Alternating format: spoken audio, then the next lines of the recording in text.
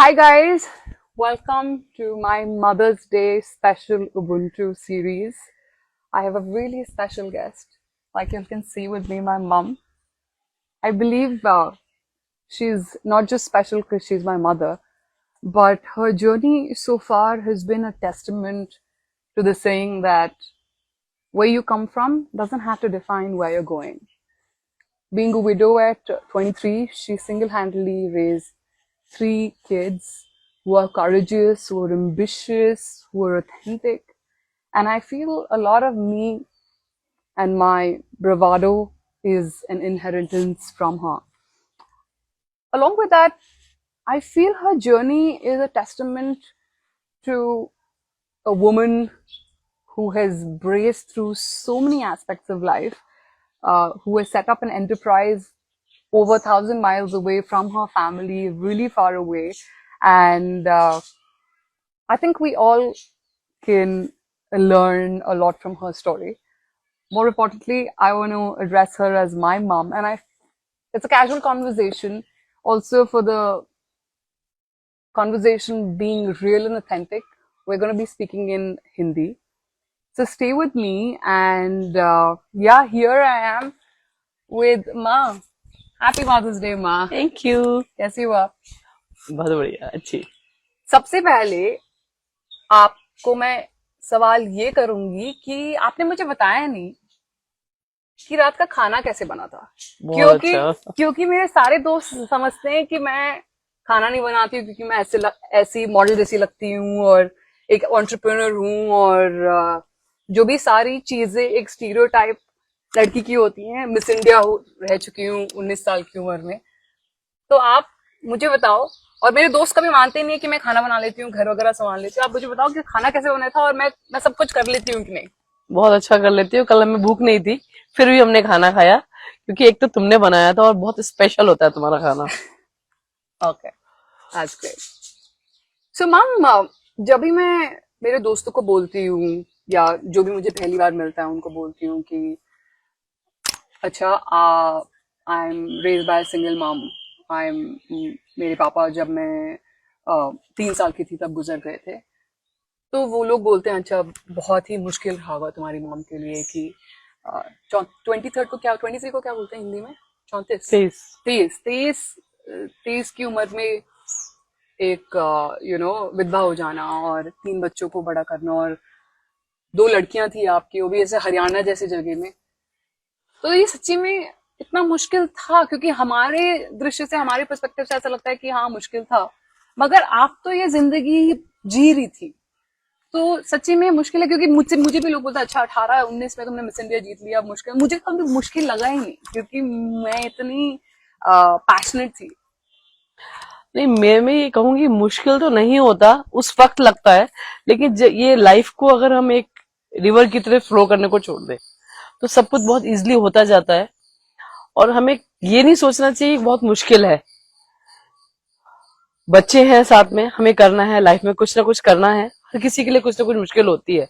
तो हमारे लिए ये हमारा लाइफ चैलेंज था। और मेरे लिए को तो बहुत अच्छा लगा तुम जैसे बच्चों को रेस करना, और तुम लोग सभी बहुत इंटेलिजेंट हो, तो ठीक है, अच्छा था। मुझे नहीं लगा इतना मुश्किल, मैं नहीं कहूंगी। आई मीन अगर आप देखो तो जो जो उम्र थी उस वक्त और जो टाइम था, वहां पे औरतों का काम करना बहुत ही एक जब मैं नानी या नाना से बात करती हूँ और मैं बोलती हूँ कि आप हरिद्वार से इतनी दूर से यहाँ पे कैसे आई, आपके यहाँ पे आने का कारण क्या था मेनली? एक्चुअली मेरी जो चॉइस थी आने की यहाँ पे, एक तो मेरे बच्चे, क्योंकि मुझे सबसे ज्यादा बच्चों मेरा जो लाइफ का एम था मेरे बच्चे। मुझे बच्चों को अच्छा पढ़ाना, तो आई फील कि south is best place to raise the kids, about education, about the safety और ग्रीनरी। मुझे अच्छा लगता था साउथ, क्योंकि मैं पहले भी आ चुकी हूँ एज अ घूमने के लिए। तो मेरा मेन जो बच्चों के लिए एक था। मुझे लगता है ये सिर्फ आपके नजर से, क्योंकि जब भी मैं नाना या नानी से बात करती थी, नानी मुझे बहुत सीरियसली बोलती है कि तन्नू, मुझे बताना पड़ता कि अरे बेटी यहाँ काम कर रही है, क्योंकि नॉर्थ में ये बहुत बड़ा होता है कि तुम बेटियों से काम करवा रहे हो। तो नाना और नानी का एक मेन मोटो था यहाँ पे करना उनको कि किसी को एक्सप्लेन नहीं करना पड़ेगा कि आप काम कर रही हो? एक्चुअली इसके लिए मैं कहूंगी मेरे पेरेंट्स ने मुझे बहुत सपोर्ट किया, और जो रिलेटिव्स थे उनकी तरफ से काफी क्वेश्चंस थे, और काफी शायद मेरे पेरेंट्स को भी सुनना पड़ा था इसकी वजह से कि बेटी को क्यों काम करवा रहे हो, क्योंकि इसे एज बहुत कम है, भाई बच्चों को अपने पास रख लो, बेटी के लिए कुछ और सोचो। लेकिन मेरे लिए मेरे बच्चे थे। मैंने कहा नहीं, मुझे जो करना है अपने बच्चों के लिए करना है, और मेरी फर्स्ट रिस्पॉन्सिबिलिटी मेरे बच्चे हैं। अच्छा। तो इसलिए मैं ये जगह सिलेक्ट करी, बिकॉज एजुकेशन इज मस्ट। सो तो यहाँ से बढ़ते हुए मैं एक चीज डेफिनेटली पूछना चाहूंगी। आपने अपना घर 30 साल की उम्र में बना लिया था। 30 साल की उम्र में आपने 3 बच्चों को बड़ा करके घर बना के, और जब हम बड़े हो रहे थे हम हॉस्टल में थे, करेक्ट? आपने हमें मैं थोड़ा करेक्ट करना चाहूंगी, 32 की। Okay mom, 32 literally.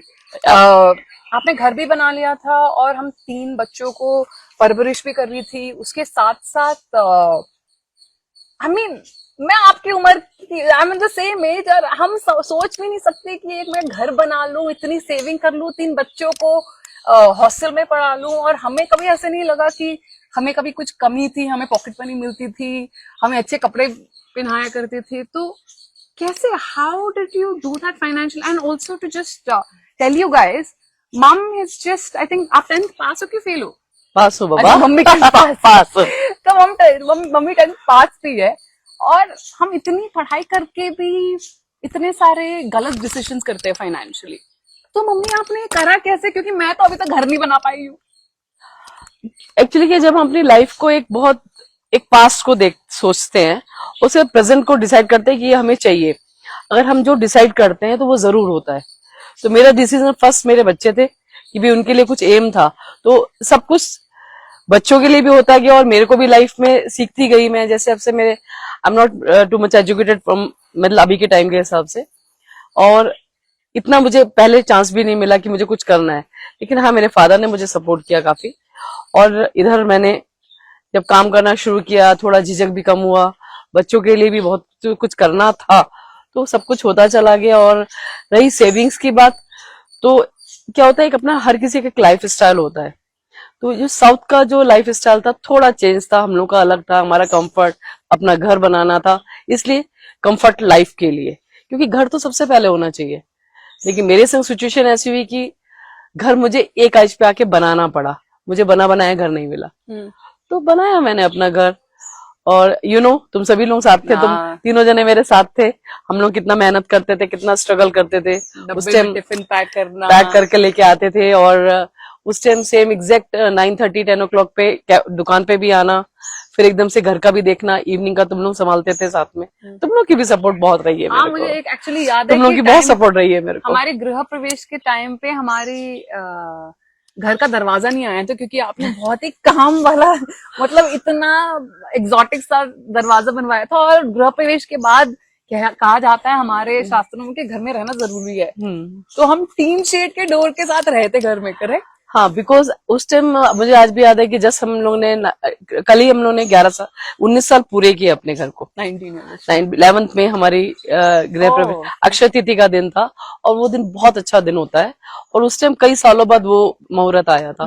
तो मुझे उस दिन गृह प्रवेश करना था, काफी चीजें अधूरी थी, खाली डोरी नहीं, आई थिंक यू फॉरगेट कि किचन का टाइल्स नहीं था, फर्नीचर नहीं था, फिर भी हम लोग रह रहे थे, क्योंकि एक बार पूजा के बाद रहना जरूरी होता है। तुम लोग का भी सपोर्ट बहुत मिला है मुझे, ऐसा नहीं कहूंगी मैं। आपने खेल खेल में हमसे बहुत कुछ करवा लिया। आई थिंक हम, जैसे मैं सोचूं, सीखा भी है तुमने इसमें। हाँ, और मुझे याद है कि पॉलिश नहीं हुई थी, ये जो मार्बल की पॉलिश नहीं हुई थी, तो हम लिटरली टर्न बाय टर्न कमरे में, एक कमरे में टर्न बाय टर्न रह रहे थे ताकि पॉलिश हो जाए वो मार्बल की। पूरा घर बना के रहते थे। अभी उतने हमने छोटे से खेल खेल में कॉम्प्रोमाइज के चक्कर में, आज मैं देखती हूँ 19 साल के बाद, उसके चक्कर में आज आप 53 की उम्र में आपकी इतनी फाइनेंशियल सिक्योरिटी है जो बहुत इंसानों के पास होती नहीं है। और इसके साथ साथ वो आपका आप अगर सोचो कि आपको काम भी नहीं करना है, आई मीन जैसा कि आप बहुत काम करती हो सुबह से शाम तक, लाइक बिजी, फोन करो तो आप फोन नहीं उठाती हो, but you have created a level of security for yourself as rental income from that house. That house. तो is there any tips that one can do, because I feel like आप बहुत ही ये savings आपकी हमेशा it's been a good thing for you. Actually savings जो है ना करेक्ट एज पे करना है। अगर हम आज मैं सोचूं कि मुझे सेविंग करनी है, सेविंग कभी भी इकट्ठा नहीं होता है, बस थोड़ा थोड़ा होता है। जैसे बूंद बूंद से सागर बनता है, कई नदियों से समुद्र भरता है, तो वैसे ही बूंद बूंद से आपको एक करेक्ट एज में डिसीजन लेना है और थोड़ा थोड़ा जोड़ते चले जाना है जो करेक्ट टाइम पे आपको काम आता है। और जो मैंने उस टाइम घर बनाया उसका रेंट वगैरह है जो भी आता है, तो वो सब होता चला गया ऐसा। Okay. और मैं ऑब्वियसली हम मेरे दो भाई बहन हैं जो आप भी जानते हो, जॉय और नंदिनी, मैं बीच की हूँ। मैं सिर्फ अपने आप को नहीं, मैं तीनों को देखती हूँ, नन्नू को, जॉय को, मुझे, हम तीनों में हिम्मत बहुत है। और मैं जानती हूँ ये हिम्मत मोस्टली आपसे ही एक रिफ्लेक्ट होके आती है। और जो बोलते हैं हिम्मत है, एक कहावत भी है, हिम्मत है मदद खुदा, और जिसने हिम्मत करी उसकी तो खुदा भी साथ में लग जाता है। जो ये हिम्मत हमें है वो किसी ना किसी तरीके से बचपन से आपने हमें बढ़ावा दिया है कि तुम अकेले जाओ, तुम हम अकेले करो।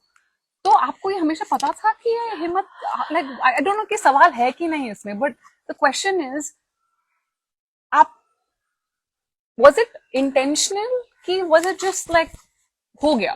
नहीं ऐसा नहीं था, क्योंकि मुझे पता था कि जिंदगी जो है ये हम जैसा सोचेंगे वैसा होगा। तो एक तो मुझे अपने आप पे बहुत भरोसा था, अपने ऊपर वाले भगवान पे बहुत भरोसा था, और मुझे पता था अगर मैं तुम्हें बचपन में बांधूंगी तुम रेज नहीं कर पाओगे। तुम्हें छोड़ती थी, डर मुझे भी लगता था कि भी हाँ सब कुछ अच्छा चले। मैं यहाँ प्रेयर करती थी कि भाई हाँ जैसे जब मैंने only 15 that time I send you Mumbai 14 अकेले, और 14 डीवा या 10 डीवा अकेले भेजा था। मुझे बहुत डर लग रहा था, बस ऊपर वाले को प्रे कर रही थी भगवान सेफ से जाए सेफ से आए। वो सब प्रे भी कर रही थी, डर भी था, लेकिन बहुत समझाया भी था, याद हो तुम्हें, कि अगर कुछ ऐसी सिचुएशन आए तुम्हें कहाँ बैठना है, कैसे रहना है, और मैं इतनी देर में आ जाऊंगी। So, मेरा जो सवाल था mom, I'm going to come back to without digressing too much further, कि भाई हमें इतना आपने फ्रीडम कैसे दिया, अपना छोड़ा कैसे हमको। क्योंकि जब मैं 15 साल की थी, हाँ आप जो बोला बिल्कुल सही बोला। 3 डीवा पे मैंने तुम्हें भेजा, और मुझे डर मुझे लग रहा था, लेकिन तुम्हें मैं हिम्मत दे रही थी कि बेटा जाओ।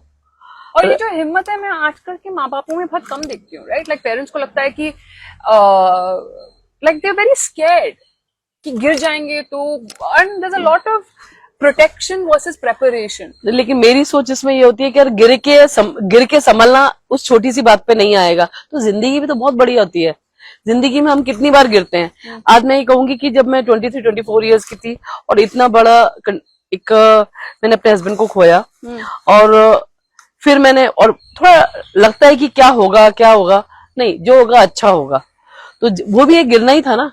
लाइफ में हम एकदम से बड़े माँ बाप की पलकों में पले हुए बच्चे, और बड़ी उम्मीदों से शादी करी गई, सब कुछ भेजा गया कि बड़ी कंफर्टेबल लाइफ रहेंगे, और एकदम से ऐसा लाइफ में आ गया। तो लेकिन उस टाइम फिर माँ बाप थे जिन्होंने समझाया कि नहीं क्या करना चाहते हो, उन्होंने मुझसे पूछा। तो मैंने भी सोचा कि जैसे मुझसे पूछा गया मेरा डिसीजन, तो बच्चों को भी क्यों ना हर बात के लिए सिखाया जाए कि तुम अपने हिसाब से अपनी लाइफ का डिसीजन तुम्हें अपने आप लेना है। This is the right way and this is the wrong way. तो आपका क्या एडवाइस होगा अभी, अगर आप पेरेंट्स को, क्योंकि आप जब भी बच्चों को देखती हो माँ बाप संभालते हो, मैंने हमेशा आपको पीछे से सुना है, आपका एक कमेंट हमेशा रहता है, तो आपका क्या एडवाइस रहेगा? नहीं, मैं ये कहूंगी कि बच्चों को सही और गलत बताना चाहिए, ना कि रोकना चाहिए। ये नहीं कहना चाहिए तुम ये मत करो, तुम ये मत करो। बच्चों को ये बताना चाहिए कि अगर आप ये कर रहे हो, देखो ये रास्ता है, इसका रिजल्ट ये होगा, क्योंकि वी आर इनफ मैच्योर, हमें पता होता है कि ये क्या गलत और क्या सही है। हम थोड़ा सा इन बच्चों को देना चाहिए, और उसके बाद भी बच्चे गिरते हैं तो देखो ये हमने बताया था, एक तो बच्चे आपको बिलीव करेंगे, और बच्चे खुद डिसीजन मेकर होंगे, खुद अपना डिसीजन लेंगे। तो आप जैसे आपने हमें आप बोला है कि आप जो भी डिसीजन लेंगे आप उसका कॉन्सिक्वेंस बताओ। बच्चों को सिखाना चाहिए, बच्चों से अपने आप बोलना चाहिए, क्वेश्चन बच्चों को ही देना चाहिए कि इस क्वेश्चन को आंसर तुम खुद करो। अगर गलत करो, बिल्कुल जैसे व्हेन यू आर ओनली 15 मैंने आपको भेजा, तो आई थिंक मे बी तुम्हें भी डर लग रहा होगा उस टाइम। फिर भी मैंने कहा नहीं बेटा ऐसा कुछ नहीं होता है, हम अच्छे होंगे तो हमारे संग सब कुछ अच्छा होगा। लेकिन फिर भी ऐसी सिचुएशन होगी है, तुम्हें ऐसे थोड़ी जहाँ पे रश हो वहां पे बैठना है और मुझे फोन करना है। तो बच्चों को समझाना चाहिए। बच्चों को जैसे पेरेंट्स बोलते हैं गिर जाएगा, अरे नहीं, गिरने दो, चोट लगेगी नहीं तो पता कैसे चलेगा गिरने का मजा क्या होता है, और अगली बार वो गिरने से बचेगा, मजा क्या होता और है? गिरने के बाद अगली बार वो बचेगा, अपने आप को खुद बचाएगा। अगर हम ही बचाएंगे तो बच्चा खुद को कैसे बचाएगा? जिंदगी में हम कब तक सेव कर सकते हैं बच्चों को? 20, 25, हाईएस्ट 30। उसके बाद बच्चों की अपना लाइफ रहता है, अपना डिसीजन रहते, अपनी उनकी लाइफ की गुड एंड बैड थिंग्स होती हैं। हम तो जिंदगी भर नहीं कर सकते हैं। आप अपनी अगर जिंदगी देखो, हरियाणा से आते हुए जैसे हमारी परवरिश रही है वो काफी फाउंडेशनल रही है, काफी फाउंडेशन रहे हैं, और आपने सारे सिस्टमिक बैरियर्स, जो सोसाइटल बैरियर्स, उसको काफी हद तक तोड़ के यू एस्टैब्लिश। और एक फॉर एग्जांपल, आपके 2 बेटियां हैं जो 30 से उम्र की हैं और उससे ज्यादा की हैं, और दोनों की शादी नहीं हुई है, और आपका एक 28 ईयर्स का बच्चा भी है, उसकी भी शादी नहीं हुई है। और अगर आप बैठते हो किसी के साथ, या तो आप उसके बारे में क्या राय रखती हो और अपने आप को कैसे समझावा देती हो? क्योंकि बहुत सारे बच्चे प्रेशर में आके उनके माँ बाप की शादी कर लेते हैं, फिर क्योंकि वो रेडी नहीं होते तब भी कर लेते। तो आप अपने आप को कैसे समझाती हो, और इस बारे में आपकी क्या राय है? देखो, चाहती तो मैं भी हूँ कि तीनों की शादी हो, पर ये नहीं चाहती हूँ कि उसके बाद वो परेशान है। वो जो उनका डिसीजन हो वो हैप्पी डिसीजन हो। वो शादी हमारे फोर्स से करके, पेरेंट्स की फोर्स से, और बच्चे बाद में परेशान हो या उस लाइफ को झेले। तो जो मेरी नजर में जो लाइफ का जो मैरिज वाला पार्ट होता है ना, वो बहुत ही स्वीट पार्ट होता है। तो जो उनका डिसीजन वो लें तो उसमें उनको अफसोस नहीं होना चाहिए। इसे लेट, तो मैं ये चाहती हूँ कि उनको, पेरेंट्स को बच्चों को टाइम देना चाहिए कि let they take their time, और वो खुद डिसाइड करे कि वो कैसे इंसान के संग जिंदगी जी सकते हैं। आप अपने आप को समझाती कैसे हो मगर? क्योंकि आप मतलब, क्योंकि सबको ये होता है कि अरे क्या लोग क्या सोचेंगे। बहुत सारी कम्युनिटीज में होता है कि अरे माँ बाप ने नहीं करी, माँ बाप कर नहीं रहे हैं शादी, क्या सोच रहे हैं। तो आप अपने आप को कैसे समझाती? नहीं, ये चीज मैं भी सुनती हूँ, ऐसा नहीं है ना। सुनती हो? ये सुनती मैं भी हूँ, लेकिन मैं ये तुम लोगों को इसलिए फोर्स नहीं करती हूँ। क्यों? ये दुनिया है। जब मुझे प्रॉब्लम आई थी, क्या किसी ने मुझे बहुत सपोर्ट किया था? एक या मेरे पेरेंट्स ने किया था, या मैंने खुद हिम्मत करी थी। अगर मैं तुमको फोर्स कर दूं, तुम क्या कहते, परेशान रहो, तो तुम सफर करोगे और तकलीफ मुझे होगी। तो वो तकलीफ लेने से बेटर है कि let take some time, let you decide your life, let you be happy always. ना कि नहीं भाई मम्मी बेटा कर लो कर लो कर लो, और बाद में मम्मी आपने फोर्स कर दिया था। ये मुझे नहीं सुनना है। ये मुझे नहीं सुनना है। वैसे ही बोल ही देते मम्मी आपके वैसे हुआ है। मुझे ये सुना, मैं नहीं मम्मी अच्छा कि आपने टाइम दिया, मुझे बहुत अच्छा पार्टनर मिला, मैं ये सुनना चाहती हूँ। हाँ, क्योंकि मेरे दोस्त भी ऑब्वियसली सारे बोलते हैं, और नन्नू नन्नू को सब लोग देख के बोलते हैं कि अच्छा बहन की शादी नहीं हुई है।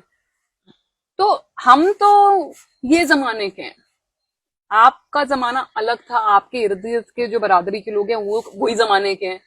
तो मैं समझती हूँ कि आपने कितनी रेजिलियंस, या क्या बोलते हैं, लचीलापन, करेक्ट वर्ड क्या, आई मीन अडेप्टेबिलिटी जो बोलते हैं। हाँ, ये कहेंगे कि मतलब मैं जिंदगी को ज्यादा समझती हूँ। मैं खाली जिंदगी को इंडिया की है यहाँ की सोच नहीं देखती हूँ। हर जगह की गुड क्वालिटी होती है। ये नहीं कहेंगे कि सब अच्छाई हमारे देश में, हमारे देश में बहुत अच्छाई है, लेकिन बाहर देशों में अच्छाई नहीं। मैं बाहर भी देखा है, तो वहां भी लोगों में बड़ा प्यार होता है। और जो शादी जो होती है वो ये नहीं होती है कि भाई जेलो, शादी होती है जियो, और खुश होके जियो। और मैंने आजकल देखा है कि बच्चे के पेरेंट्स के फोर्स में शादी कर लेते हैं, या जल्दीबाजी में शादी कर लेते हैं, फिर डाइवोर्स होता है, या जबरदस्ती फोर्सफुली जिंदगी जी रहे हैं। मैं वो तो किसी के लिए भी नहीं चाहूंगी। अपने बच्चे छोड़िए, मैं किसी के, क्योंकि वो मेरी नजर में बहुत अच्छा पार्ट है। आपके लिए हर चीज के लिए एक एज होती है, लेकिन एक जो शादी का रिश्ता होता है, जो प्यार का रिश्ता होता है, लाइफ एंड तक रहता है। बचपना एक एज लिमिट होती है भाई, हद से 15, उसके बाद एक यंग एज स्टार्ट होती है 25 तक। 25 के बाद मैच्योरनेस स्टार्ट होती है टिल 35। 35 के बाद आप थोड़े और मैच्योर होते हैं, और एक आपको अच्छा पार्टननर रहता है। और आपकी लाइफ का क्या पता है, आप 100 दिए, 150 दिए, ये आपके ऊपर डिपेंड है। हाँ, जीते हैं ना लोग, हैं बहुत लोग। 150 अरे हाँ, जापानीज लोग, अगर आप हेल्दी लाइफ जीते हैं तो then you go for till 125। ऐसा देखूं तो फिर आपने वो सुख नहीं देखा अब तक, तो फिर आप चाहोगे कि आपके लाइफ में कोई कंपेनियन आए कभी? क्योंकि अभी तो आप में इतनी जिंदगी बाकी है, आप 150 तक जियोगी। अभी तक तो मेरी सोच नहीं आती है, क्योंकि देखिए प्यार को हम किसी भी चीज में बांट सकते हैं। अब मेरे नहीं, प्यार भरपूर है, कभी बांटने की जरूरत नहीं होती है। नहीं, एक्चुअली मुझे अभी तो नहीं लगता है ऐसा। तो फिर आपने आगे मुझे पता नहीं, हाँ, आगे मुझे पता नहीं, दैट इज गुड। नेवर क्योंकि से नेवर, नहीं, वो ही नहीं कहूंगी कि नहीं ऐसा नहीं हो भी सकता है। क्या पता कोई मेरी जैसी मेरी कल्पना आज है कि आज नहीं, आज मेरी चॉइस कर चला गया है। I love greenery, I love plants, I love animals and I love kids too. मैं वो चीज अपने कैफे में, अपने रिजॉर्ट में एंजॉय करती हूँ, बच्चे आते हैं उनके संग खेलती हूँ। तो आगे की जिंदगी का किसको क्या पता है। क्या मैंने या मेरे पेरेंट्स ने सोचा था कि मैं सिंगल मदर रहूंगी, लेकिन मैं आज हूँ। कल क्या पता मेरी लाइफ में बहुत अच्छा कोई मेरे तो कंपेनियन रहा हो, तो कल तो किसी ने नहीं देखा है। So think always best. I hope you find a companion. All the gods in the world, that's my prayer for you. That आपने हमेशा हमें बोला है कि जवानी तो गुजर जाएगी, तुम्हें बुढ़ापे के लिए सहारा चाहिए। Like, अब हम सहारा तो नहीं, बुढ़ापा हमारी सोच होती है। आप अच्छा, मतलब मेरे ही वर्ड्स आप मेरे को रिसाइकिल कर रही हो। बुढ़ापा हमारी सोच होती है ना। देखने में दौड़ाऊंगी आपको इसके बाद। नहीं, मैंने कई बार देखा है, दैट्स नहीं, बुढ़ापा अपने मन से होता है, अपने शरीर से बहुत बाद में होता है। मैंने देखा 53 की लेडीज को, और मैं सोचती हूँ अरे मैं बहुत अच्छी हूँ। और तुम मुझे दिखाती हो कि बोलती हो कि मम्मी देखो शी इज 53, तो मुझे लगता है यार मुझसे भी बेटर है, मुझे बेटर पे भी सोचना है। फिर at the end of the day हमारी जो रोल मॉडल्स होते हैं हमारे उम्र की के प्रति, that's what we end up emulating. क्योंकि one thing I find extremely amazing about you, मेरे इतने सारे दोस्त हैं वो जो में इतनी जिंदगी बाकी है, आप 150 तक जियोगी। अभी तक तो मेरी सोच नहीं आती है, क्योंकि देखिए प्यार को हम किसी भी चीज में बांट सकते हैं। अब मेरे प्यार भरपूर है, कभी बांटने की जरूरत नहीं होती है। नहीं, एक्चुअली मुझे अभी तो नहीं लगता है ऐसा। तो फिर आपने आगे मुझे पता नहीं, आगे मुझे पता नहीं, दैट इज गुड। क्योंकि नहीं, वो ही नहीं कहूंगी कि नहीं ऐसा नहीं हो भी सकता है। क्या पता कोई मेरी जैसी मेरी कल्पना आज है कि आज नहीं, आज मेरी चॉइस कर चला गया है। I love greenery, I love plants, I love animals and I love kids too. मैं वो चीज अपने कैफे में, अपने रिजॉर्ट में एंजॉय करती हूँ, बच्चे आते हैं उनके संग खेलती हूँ। तो आगे की जिंदगी का किसको क्या पता है। क्या मैंने या मेरे पेरेंट्स ने सोचा था कि मैं सिंगल मदर रहूंगी, लेकिन मैं आज हूँ। कल क्या पता मेरी लाइफ में बहुत अच्छा कोई मेरे कंपेनियन रहा हो, तो कल तो किसी ने नहीं देखा है। So think always best. I hope you find a companion. All the gods in the world, that's my prayer for you. That आपने हमेशा हमें बोला है कि जवानी तो गुजर जाएगी, तुम्हें बुढ़ापे के लिए सहारा चाहिए। Like, अब हम सहारा तो नहीं, बुढ़ापा हमारी सोच होती है। आप अच्छा, मतलब मेरे ही वर्ड्स आप मेरे को रिसाइकिल कर रही हो। बुढ़ापा हमारी सोच होती है ना। देखने में दौड़ाऊंगी आपको इसके बाद। नहीं, मैंने कई बार देखा है, दैट्स नहीं, बुढ़ापा अपने मन से होता है, अपने शरीर से बहुत बाद में होता है। मैंने देखा 53 की लेडीज को, और मैं सोचती हूँ अरे मैं बहुत अच्छी हूँ। और तुम मुझे दिखाती हो कि बोलती हो कि मम्मी देखो शी इज 53, तो मुझे लगता है यार मुझसे भी बेटर है, मुझे बेटर पे भी सोचना है। फिर at the end of the day हमारी जो रोल मॉडल्स होते हैं हमारे उम्र की के प्रति, that's what we end up emulating. क्योंकि one thing I find extremely amazing about you, मेरे इतने सारे दोस्त हैं वो so conscious about their body. मतलब तुम कितनी भी फिट हो, नहीं फिट हो, very conscious about their body. और बाहर देश के बारे में आपने बात करी, जब अभी हम रिसेंटली यूके गए थे, मेरे और आपका पहला इंटरनेशनल ट्रिप साथ में था, है ना? हाँ, कभी हम इंटरनेशनल सब पहली बार गए हैं। बचपन में तो आपने हमें मतलब इतना घुमाया है, हर बार हॉलीडे पे कोई ना कोई बस में, ट्रेन में। वी लाइक, आई थिंक हमारी एजुकेशन स्कूल्स में कम और हमारी ट्रैवल में ज्यादा हुए हैं। तो इस बार जब हम इंटरनेशनल ट्रिप हमारी लंदन गई थी, हम विंडोमियर में थे और we stayed at the Swan Lake, बहुत खूबसूरत सा होटल था और आपका बर्थडे था।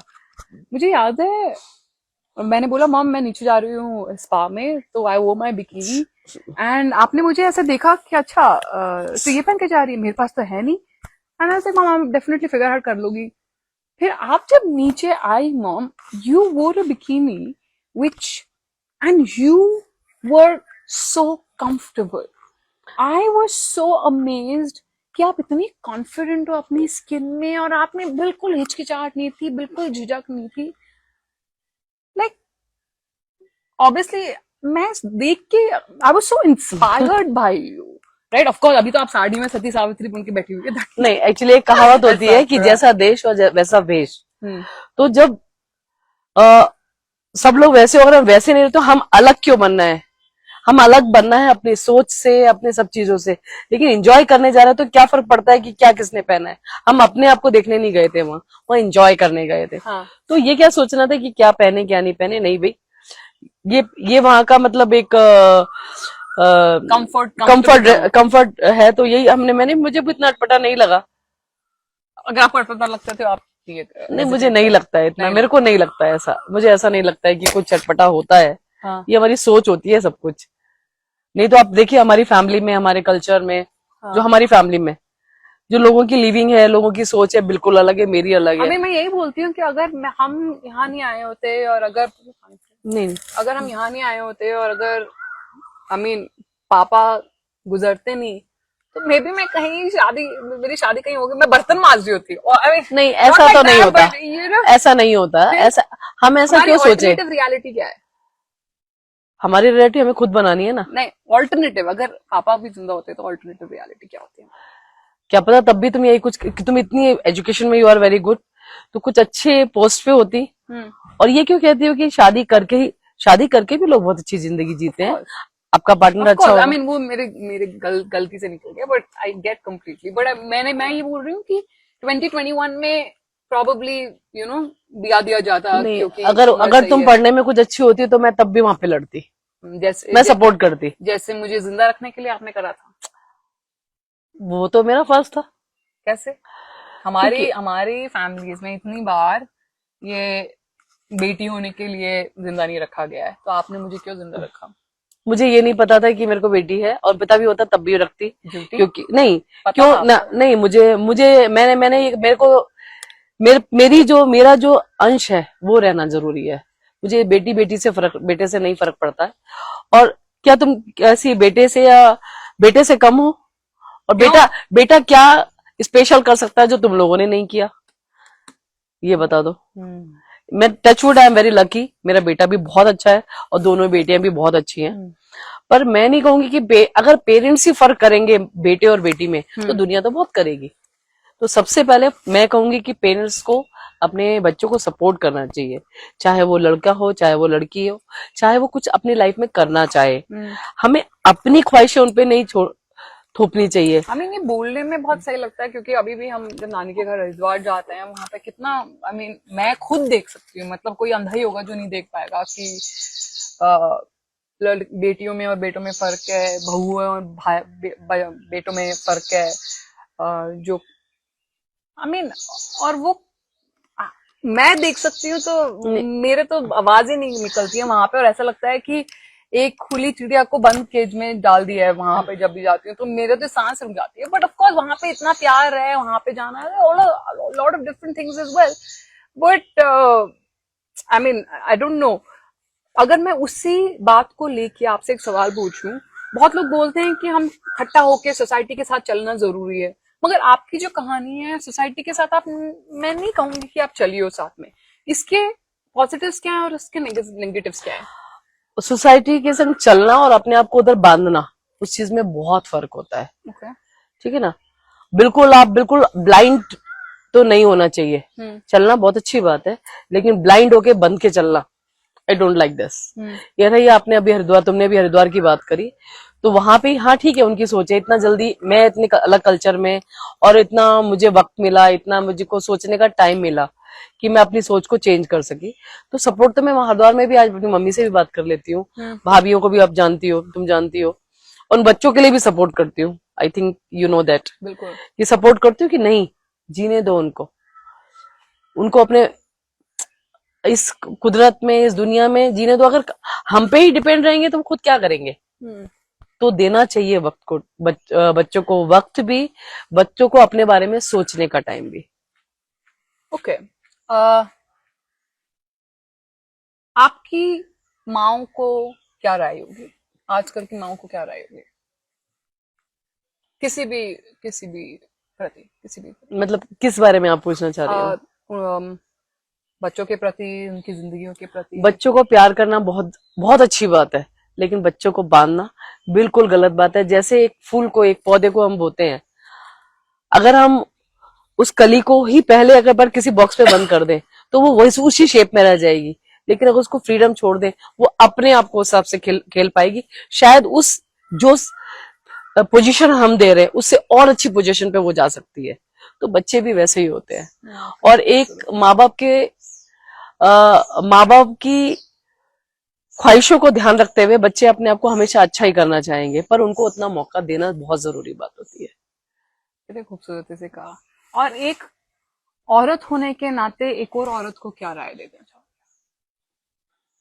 मैं जैसे हम लोगों में एक कहावत होती है, सुना है हमने, कि एक औरत की सबसे बड़ी दुश्मन होती है। क्योंकि अगर हम उस जगह पे, किसी भी औरत की जगह पे, उसकी परिस्थिति पे अपने आप को रख के सोचें तो आई थिंक हम अच्छा डिसीजन ले पाएंगे। और हमें सपोर्ट करना चाहिए, हमें जेलस नहीं करना चाहिए। तो क्या राय होगी आपकी अब इस जो आपने बोला, अगर आप उसकी एक कंडेंस्ड फॉर्म होगा तो what would be that advice you would want to give another woman? हम एक औरत है, हम प्यार देने के लिए पैदा हुए हैं और हर किसी को प्यार देना चाहिए, चाहे वो हमारी बेटी हो, चाहे वो हमारी बहू हो, चाहे हमारी दोस्त हो, चाहे हमारी फ्रेंड हो, चाहे सामाजिक कोई भी औरत हो, और चाहे कोई भी हमारा रिश्ता हो। और तो प्यार हम तो बने इसीलिए ना। तो हमें तो एक औरत के होते नेचुरल होता है, एक फ्लावर से ही एक फ्लावर बनता है, तो एक औरत से ही पूरी दुनिया बनी है।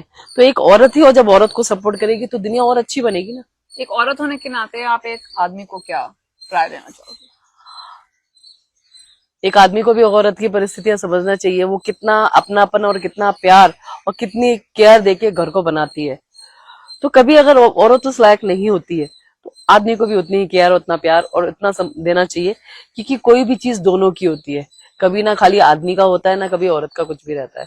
अगर आदमी कमाता है और औरत घर चलाती है, औरत कमाती है और आदमी घर चलाता है, तो ये दोनों का ही मतलब होता है। दोनों को ही किसी भी परिस्थिति की लाइफ को लेकर चलना चाहिए। आदमी औरत नहीं होते, हम होते हैं, वो वी। और हम की प्रति क्या राय होगी, एक इंसानियत के प्रति क्या राय होगी आपकी? इतनी तो शायद मैं अभी बड़ी नहीं हुई हूँ कि इतना इंसानियत के लिए राय दूं मैं। अभी बहुत छोटी हूँ और अभी मुझे बहुत सीखना है, बहुत सीखना है। वी लव फॉर लर्निंग, ये जो हम सब में आपसे आया है। आई थिंक एक चीज बहुत लोग आपके बारे में नहीं जानते हैं, जो मुझे बहुत अच्छी लगती है, आपके पास किताबें भर भर के आपने शायरी लिख रखी है। जब हम बचपन में हम जब स्कूल से आते थे, आप एक्चुअली रात को सोने के टाइम पे आप इतनी सारी शायरी लिखती थी। इस मौके को हम इस वाह, मतलब पूरी जिंदगी की हिंदी आपने आज ही बात करवा ली मुझसे। इसको एक रैप अप करने के लिए, ब्यूटीफुल बोल लगाने के लिए आपकी क्या शायरी होगी? अभी मैं इतनी जल्दी तो थोड़ा वक्त लगेगा शायरी बनाने के लिए। हमारे पास बहुत ही वक्त। अच्छा, अभी तो मेरे पास वर्ड्स नहीं है। इतनी सुंदर माहौल है, इतना सुंदर नजरिया तुम्हारा, क्या बोलूं इस जिंदगी के बारे में, क्या बोलूं इस जिंदगी के बारे में। क्या माहौल है, इतना सुंदर नजरिया तुम्हारा, फिर क्या बोलूं इस जिंदगी के बारे में, सस्ती है, है, सज रही है और सस्ती रहेगी साथ तुम्हारे। अरे वाह वाह, फिर से बोलो एक बार, इतना सुंदर था मम्मा। बोल दिया, अब याद नहीं रहेगा। I hope your record होगा। Wow, what a beautiful way to end and start this Mother's Day, guys. I'm teary-eyed. I started this off with a bit of hesitation because the sun's right on my head and it's Mysore, so we're in great temperatures, but still, my heart's full this Mother's Day. We're sitting in a beautiful place, yeah, green, we're sitting cold, in a beautiful place with a beautiful my daughter, beautiful mom.